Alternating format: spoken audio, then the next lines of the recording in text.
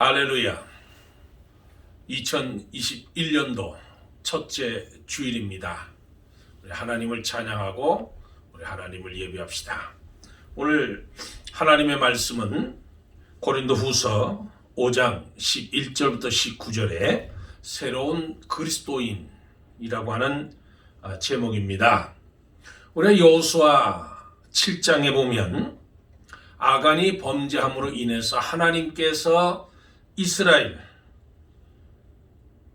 아이성 전투에서 패배하는 내용을 담고 있는 것이 여호수아 7장입니다.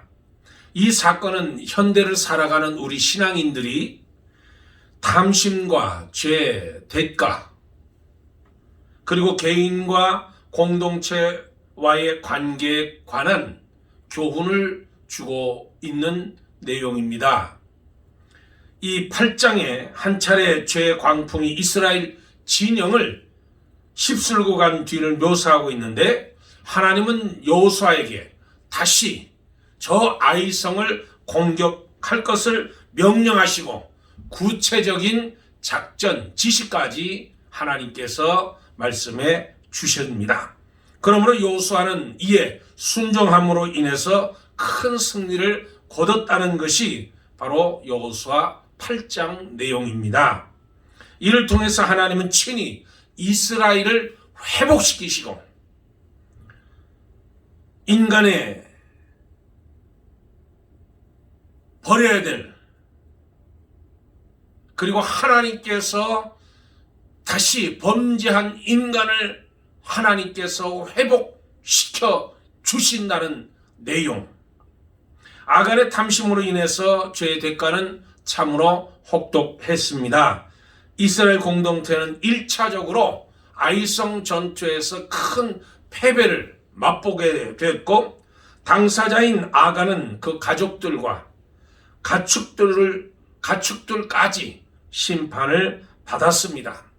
아름다운 시날산 외투 한 벌과 은 200세겔, 그리고 500세겔 크기의 금덩어리가 가져온 참혹한 결과, 비참한 환경 속에서 이스라엘을 회복시키시는 하나님 열심이 바로 8장에 기록되어 있습니다. 우리 인생길에서도 아이성과 같은 패배를 경험하게 됩니다. 뒤돌아보면 2020년도에도 우리는 여러 가지 관계 속에서 실패한 경험도 있고, 그 실패를 통해서 하나님께서 다시 우리를 회복시켜 주시는 그 하나님의 뜨거운 열심과 열정을 우리가 경험하고 맛보았습니다.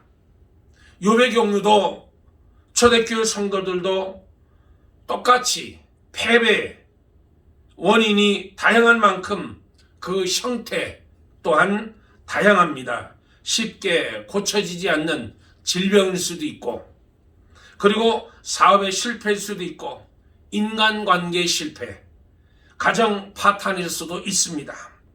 그러나 우리 패배는 하나님께서 반드시 회복시켜 주신다는 것을 우리는 경험으로 알고 깨닫게 됩니다. 그러면 반드시 하나님은 우리의 패배를, 우리의 실수, 우리의 범죄를 하나님께서 반드시 회복시키시고 치유하시고 고치시고 하나님이 원상태로 복귀시켜 준다는 사실을 잃지 않아야 합니다. 예수 그리스도, 하나님은 그리스도의 보혈 사랑 안에서 우리의 삶을 형통하고 평탄케 또 풍성하게 인도하시기를 원하십니다. 다만 우리의 신앙은 좀 더 견고하게 하기 위해서 하나님은 때로는 실패를 맛보게도 하고 때로는 고난을 받기도 합니다. 그래서 패배를 통해서, 우리 실수를 통해서 지혜를 얻게 되고, 한 번 실수는 병가지 상서라는 말처럼 실수를 통해서 새로운 승리를 우리는 얻게 됩니다. 온실에서 자란 꽃과 들판에서 자란 꽃의 모양은 같지만 향기에서 큰 차이가 나는 것을 볼 수 있습니다. 온실에서 자란 꽃은 고생하지 않았어요. 그러나 들판에서 자란 꽃은 거센 바람과 비바람을 이겨내야 합니다.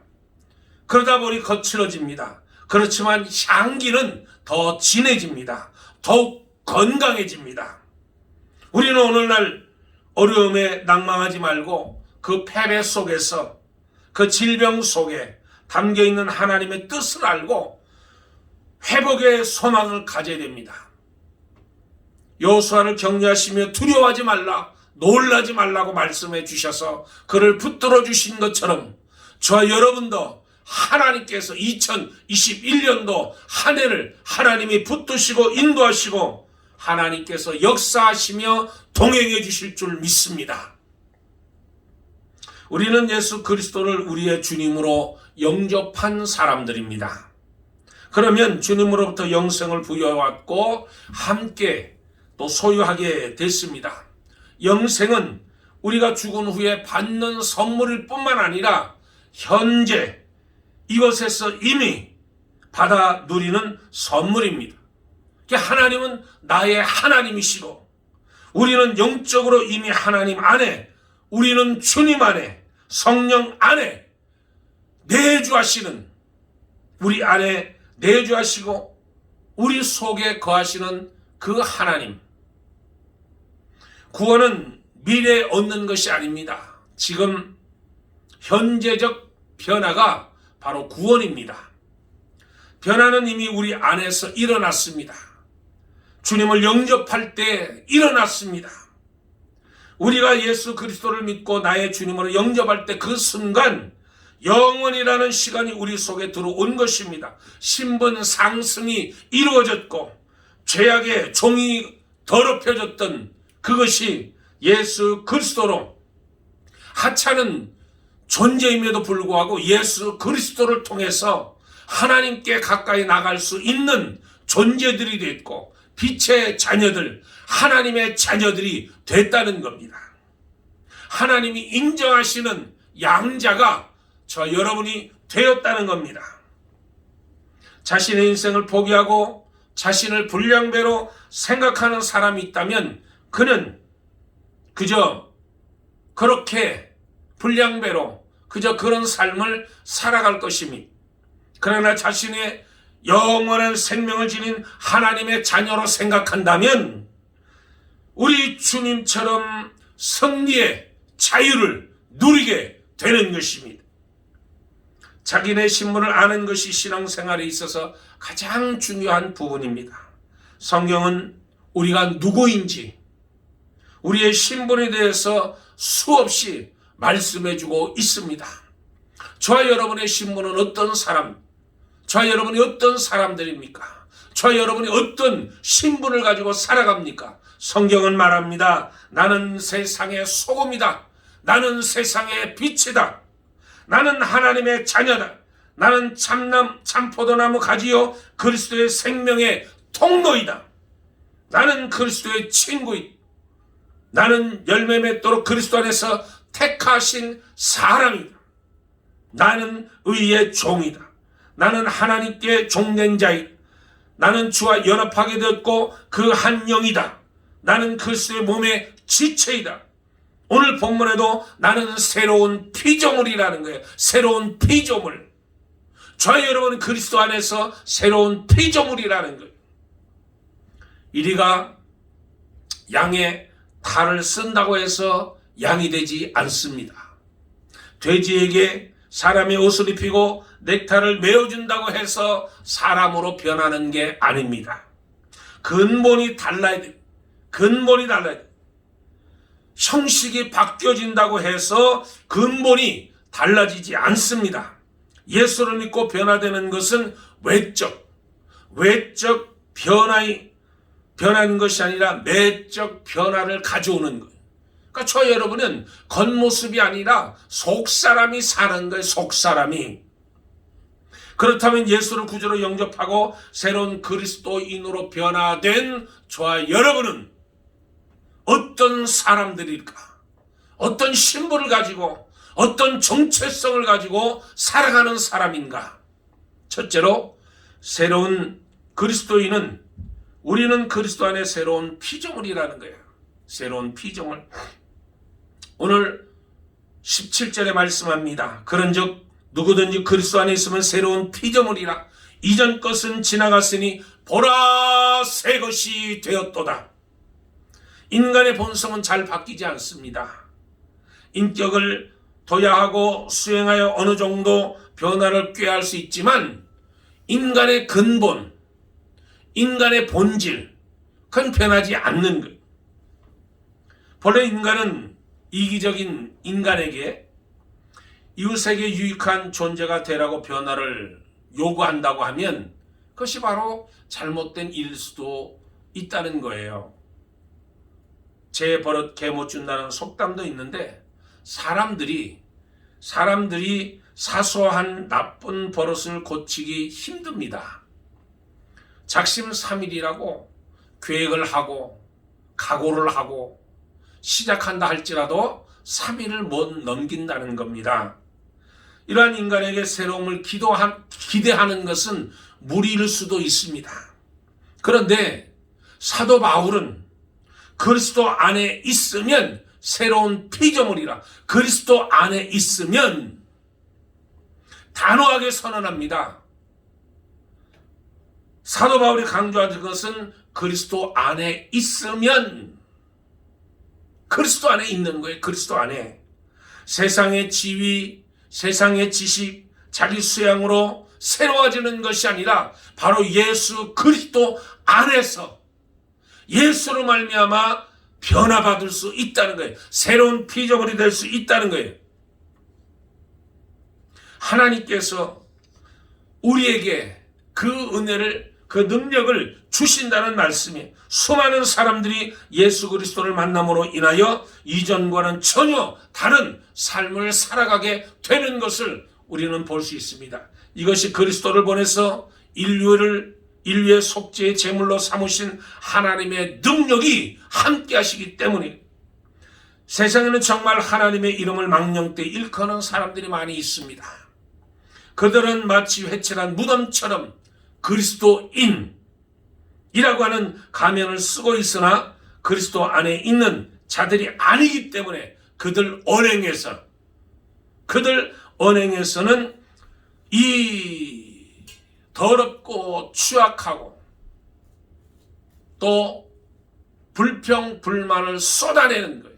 그리스도가 없기 때문에 그리스도인을 사칭하는 자들, 하나님의 선하심과 새롭게 하심을 의심할 필요가 없습니다. 진정으로 그리스도 안에 있는 자들에게는 하나님께서 새롭게 해주시는 거예요. 새롭게. 그러면 그리스도 안에 거하는 자들은 언행이 달라요. 몸가짐이 달라요. 생각하는 것이 달라요. 추구하는 것이 다릅니다. 그런데 속칭 그리스도인이라고 하면서도 남을 찌르기를 좋아하고 말 만들어내기를 좋아하고 부정과 불평을 토로하게 되고 형제를 미워하고 저주하고 그런 모든 것들은 그리스도 안에 있는 척하기 때문에 그런 현상들이 나오는 거예요. 그리스도 안에 있으면 새로운 피조물이 되는 거예요. 새롭게 변화가 되는 거예요. 새롭게 생각하게 되고 새롭게 말하게 되고 새롭게 행동하게 되는 겁니다. 두 번째, 새로운 그리스도인 우리는 거룩한 두려움과 경외심을 하나님을 향한 기본적인 태도를 가져야 된다는 거예요. 보라, 주를 경외함이 지혜요 악을 떠남이 명철이니라. 욥기 28장 28절에 신명기에는 이스라엘아 내 하나님 여호와께서 내게 요구하시는 것이 무엇이냐? 그 물음에 곧 내 하나님 여호와를 경외하여 그의 모든 도를 행하고 그를 사랑하며 마음을 다하고 뜻을 다하고 내 하나님 여호와를 섬기고 내가 오늘 내 행복을 위하여 내게 명하는 여호와의 명령과 규례를 지킬 것이 아니냐. 신명기 10장 12절에 여호와를 경외하는 것이 지식의 근본이라고 그랬어요. 잠언 1장 7절에 여호와를 경외함으로 말미암아 악에서 떠나게 되었느니라. 잠언 16장 6절에 하나님에 대한 경외감, 하나님의 심판이 무서워 떠는 것이 아니라 나를 사랑하시는 하나님의 마음을 아프게 하지 않겠다고 하는, 하나님의 마음을 어찌 우리가 아프게 할 수 있겠냐고 하는 생각으로 인한 두려움을 우리는 가져야 된다는 거예요. 경외심, 곧 하나님에 대한 두려움이 없이는 인간의 바른 삶을 살아갈 수가 없습니다. 자기 마음대로 살아가다가 멸망의 구렁텅이에 빠지고 마는 겁니다. 우리는 곧 주님의 심판대에 설 것입니다. 히브리서 9장 27절에 한 번 죽는 것은 정한 것이요 죽은 후엔 심판이 있으리라. 우리는 하나님을 두려워하는 마음으로 그의 말씀에 귀를 기울이고 그의 말씀대로 살아야 되는 거예요. 그리스도 안에서 새로운 피조물로 된 사도 바울은 하나님 앞에서 그리고 교인들 앞에서 성실하고 깨끗하게 살았습니다. 그것은 자신의 윤리적인 모습을 드러내기 위해서가 아니라 복음을 전하는 데 있어서 자신의 언행이 복음을 가로막을까봐, 만일 사도 바울이 자신의 언행에 조심하지 않았다면 그가 전한 복음의 메시지는 악영향을 미치고 말았을 겁니다.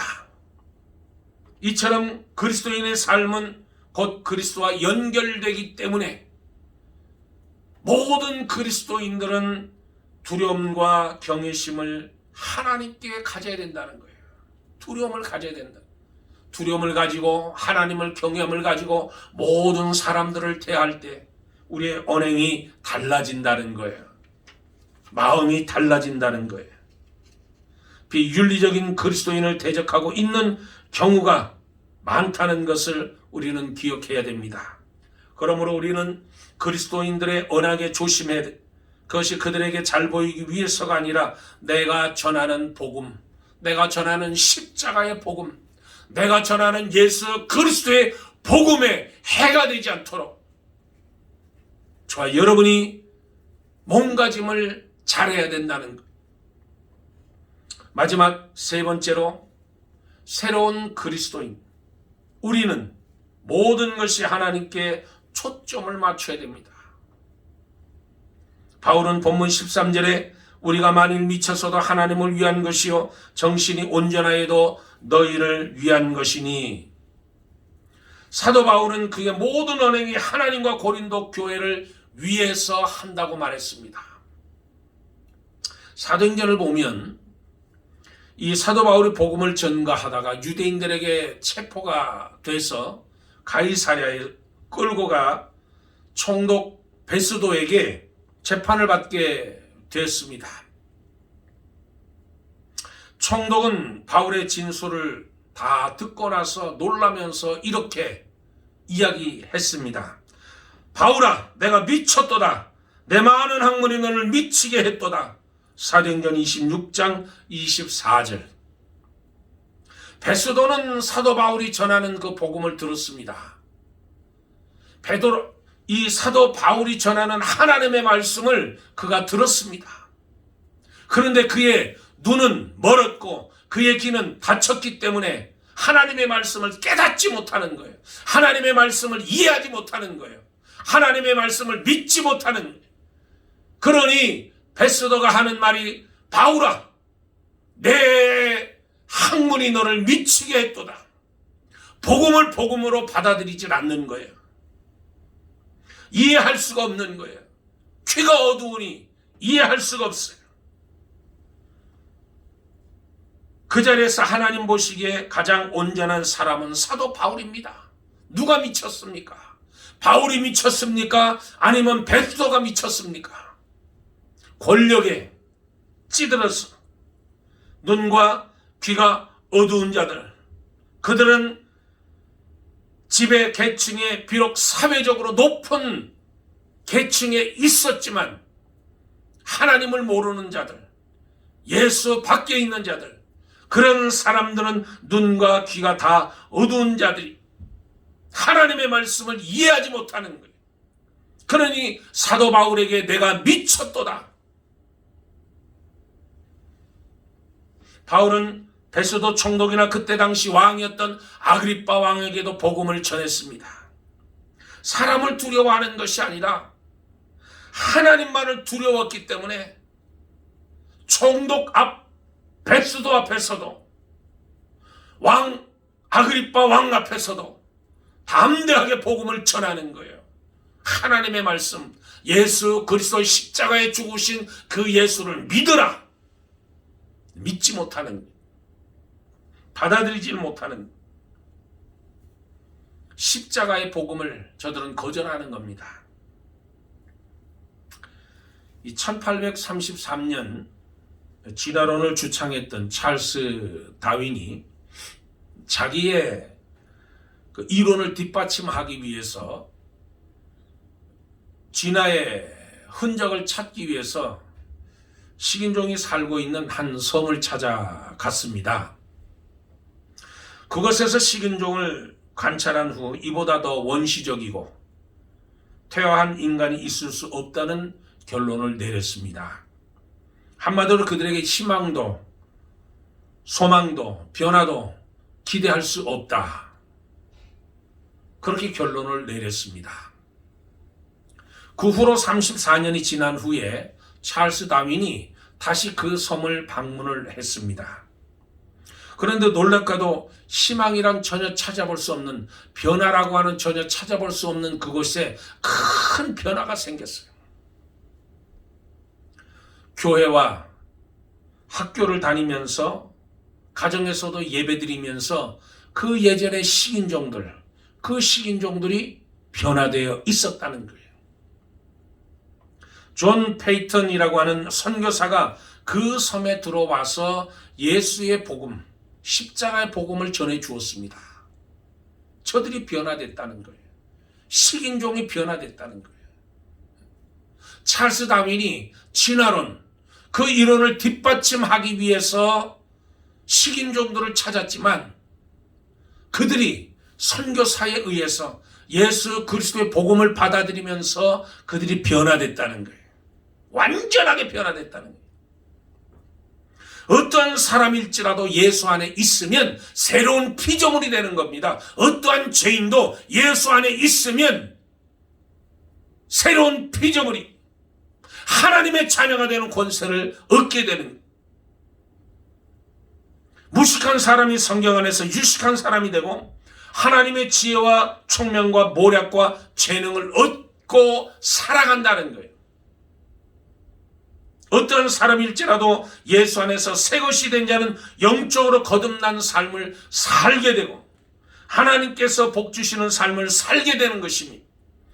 예수님이 구주로 들어와서 우리 속에 거하시면 성령님의 은혜로 우리가 자연히 변화되고 새로운 피조물로 거듭날 수 있다는 거예요.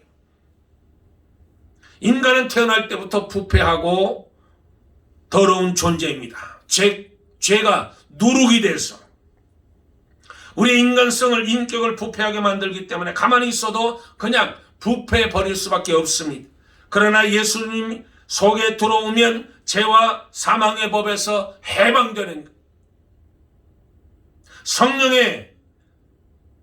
성령은 침체하는 영이 아니라 바람같이 움직이는, 물과 같이 흐르는 영이 우리 속에 들어와서 그렇게 흐르는 영으로 만들어 주신다는 거예요. 누구든지 그리스도 안에 있으면 성령께서 오셔서 우리를 거룩하게 만들어 주시는 겁니다. 성령으로 말미암아 하나님의 말씀을 잊게 되고 말씀을 살아서 역사하여 우리의 혼과 영과 관절 및 골수를 찔러 쪼개기까지 하면서 성령의 불이 우리를 태워서 죄와 악은 모두 쏟아내고 태워버리는, 고린도전서 6장 11절에 너희 중에 이와 같은 자가 있더니 주 예수 그리스도의 이름과 우리 하나님의 성령 안에서 씻음과 거룩함과 의롭게 하심을 얻었느니라. 사람이 예수를 구주로 모시고 성령이 오셔서 우리 속에 거하시면 거룩함과 성결함으로 변화시켜 주는 겁니다.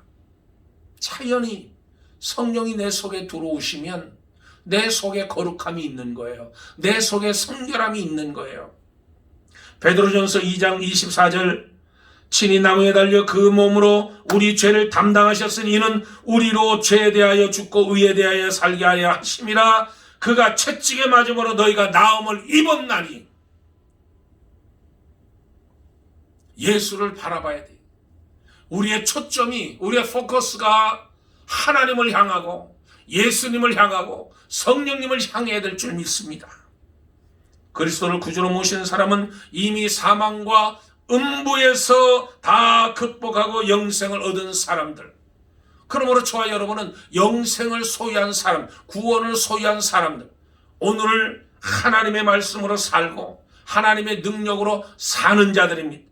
요한복음 14장 3절에 우리는 벌써 영생을 가졌고 영원히 거할 초소를 주님이 하늘에서 예비해 놓으시고 우리가 올라를 기다리고 있다고 말씀해 주셨습니다. 그러므로 저와 여러분은 너희 마음에 근심하지 말라. 하나님을 믿으니 또 나를 믿으라. 내 아버지 집에 거할 것이 많도다.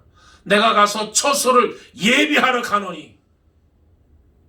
우리 하나님께서 우리를 그 아들 독생자 예수 그리스도를 통해서 저와 여러분을 천국으로 영생하는 것으로 우리를 인도해 주신다는 거예요.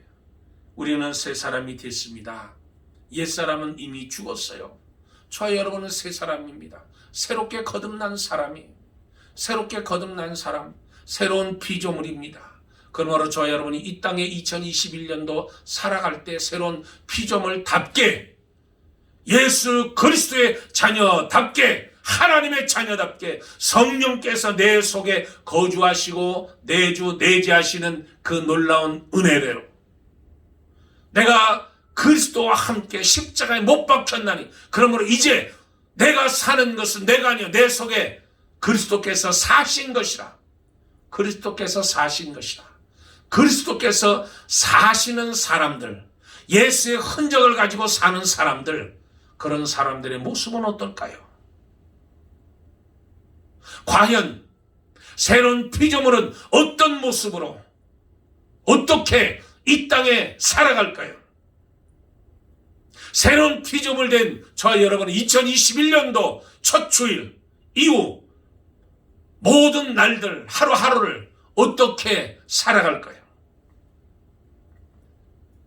우리 신앙이란 주님께서 다 이루는 것을 깨닫고 받아들이고 바라보고 믿고 입으로 신하고 감사해서 소유하는 저와 여러분 되시기를 주의 이름으로 축복합니다. 할렐루야. 기도하겠습니다. 좋으신 아버지 하나님, 저희들에게 2021년도 첫 주일 신년 감사 예배로 하나님 드리게 하심을 이 시간 찬양합니다. 하나님, 지금까지 우리의 삶들을, 우리 인생을 붙드시고 인도해 주신 것처럼 2021년도에도 하나님 지켜주셔서 하나님께 영광 돌리고 하나님을 기쁘게 하는 삶을 저들이 살아갈 수 있도록 하나님 도우시고 인도하여 주시옵소서. 우리는 그리스도 안에서 새로운 피조물인 줄 압니다. 피조물답게 이 땅에 빛과 소금의 역할을 감당하며 살아가는 저희 모두가 될 수 있도록 주여 붙들어 주시옵소서. 감사하며 우리 주 예수 그리스도 이름 받들어 기도드리옵나이다. 아멘. 할렐루야. 감사합니다. 오늘 이후도 또 복된 삶을 살아가길 주의 이름으로 축복합니다. 할렐루야. 감사합니다.